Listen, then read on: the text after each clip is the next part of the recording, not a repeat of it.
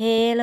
สบายดีทุกคนอันนี้ก็จะเป็นผักหญ้าปองที่มักจะเกิดตามทุ่งนาตามห้วยตามห้องตามหนองตามบึงที่มีหลายๆคนว่าเคยเห็นแต่ยังบ่ทันเคยได้กินเทื่อเพราะคิดว่ามันกินบ่ได้เนาะมีไผแดทุกคนที่เคยกินผักหญ้าปองนี่นะแหน่งอ่อนๆของมันสามารถนำมาลวกกินกับจำพวกแจ่วปลาแดกป่นปลาอ้อมกบอ้อมเขียดนึ่งปลาแบบนี้ก็ถือว่าได้คือกันเนาะแต่ก็ยังมีอีกเมนูหนึ่งที่นำเอาผักหญ้าปองนี้มาเฮ็ดแล้วมีความแซ่บซอยอร่อยดีนั่นก็คือนำมาซุปนั่นเองเวลาเก็บผักหญ้าปองมาแล้วเนาะเฮาก็นำมาเด็ดมาส้มเอาแต่อันอ่อนๆของมันเพื่อเวลาเฮานำไปเฮ็ดกินมันจึงบ่มีความหยาบส่วนผักหญ้าปองที่แม่แก้วได้มานี้ก็คือแม่แก้วบ่ได้ไปเก็บเองก็คือซื้อตามท้องตลาดมามันก็จะเป็นสีอ้าวแก่ๆแด้เนาะเพราะว่ากระเจ้าบ่ได้ซ่อมดีหันนะเพราะฉะนั้นเวลาที่เฮาจะนำมาเฮ็ดกินเฮาก็นำมาซ่อมอีกเทื่อหนึ่งตัดใบ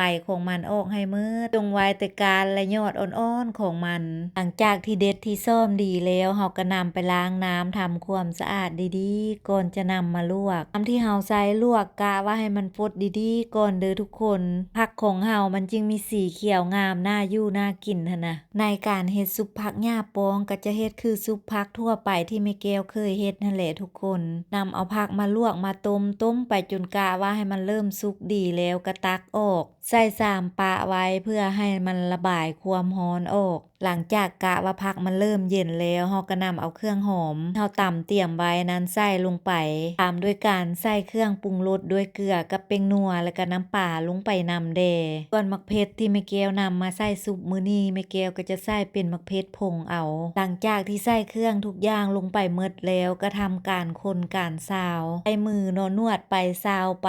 ปจนกะว่าให้ผักมันเริ่มเข้าเนื้อเข้าในกันดีแล้วก็ซีมเบิ่งเนาะถ้าบ่พอดีอันใดก็สามารถเพิ่มอันนั้นลงไปอีกได้ปรุงตามความมักของแต่ละคนนั่นแหละเนาะสำหรับเมนูซุปผักเนาะก็จะเฮ็ดแบบง่ายๆบ่มีหยังยุ่งยากเลยผักแต่ละอย่างเนาะสามารถนำมาเฮ็ดซุปผักได้ทั้งหมดเลยต่างแต่ว่าผักแต่ละอย่างนั้นมันจะมีความแซ่บต่างกันเท่านั้นเองแต่สำหรับผักหญ้าปองเนาะก็จะมีความแซ่บที่เป็นเอกลักษณ์เฉพาะตัวเพราะฉะนั้นเวลาเฮ็ดเนาะบ่จำเป็นต้องใส่เครื่องปรุงอีหยังหลากหลายลงไปก็ได้เพราะถ้าเฮาใส่หลายอย่างลงไปมันจะเฮ็ดให้กลิ่นและรสชาติของมันเพี้ยนเนาะซุปแบบง่ายๆบานๆแบบนี้แหละมันจึงมีความแซ่บแบบต้นตำรับสมัยก่อนแท้ๆหั่นนะแล้วเลยเด้อทุกคนสำหรับเมนูซุปผักหญ้าปองของแม่แก้วมื้อนี้นะเป็นจังใดทุกคนสำหรับเมนูนี้สีสันหน้าตาเป็นตาแซ่บตากินตาซีมอยู่บ่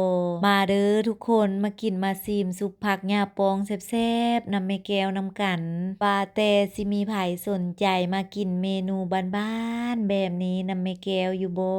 เนาะถ้ามีไผสนใจมาเด้อครัวแม่แก้วยินดีต้อนรับเสมอสำหรับคลิปวิดีโอนี้ขอจบเพียงเท่านี้แล้วพบกันในคลิปใหม่ก่อนไปขออวยพรให้ทุกคนจงใช้ชีวิตในแต่ละวันอย่างมีความสุขไปก่อนเด้อทุกคน